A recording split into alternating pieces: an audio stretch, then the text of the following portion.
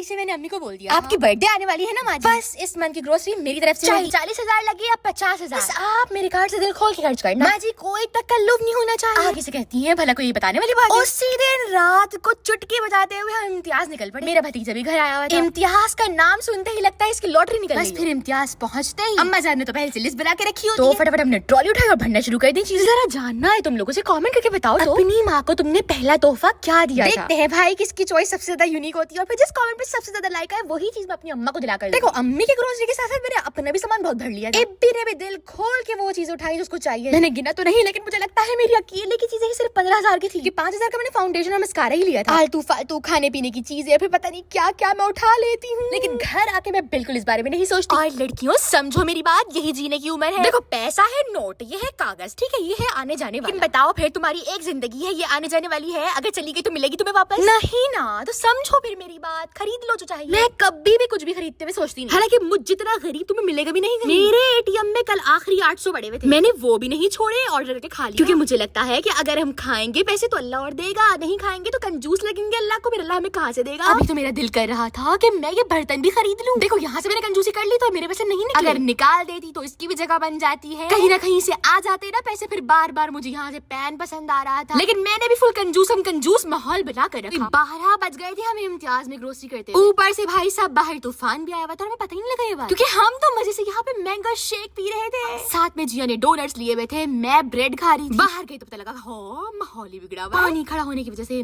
Drive भी पूरी 20 minute में। फटाफट तो बिल हमने करा लिया था, जल्दी घर पहुंच जाएंगे, लेकिन फंस गए फिर हम इन ड्राइव के चक्कर में। 1 बजे अल्लाह अल्लाह करके हम घर पहुंचे हैं। लेकिन ये दिन इतना मजे का था, मैं भूल नहीं सकती। जो छोटी छोटी चीजें होती है ना, इनसे ही तो माँ बाप के मुंह पे खुशियां आती है। और वैसे भी घर वालों पे खर्च करने से तो इसमें बरकत होती है और अल्लाह आपको उनके हिस्से का देता है। और अब चलो भागो, बाय।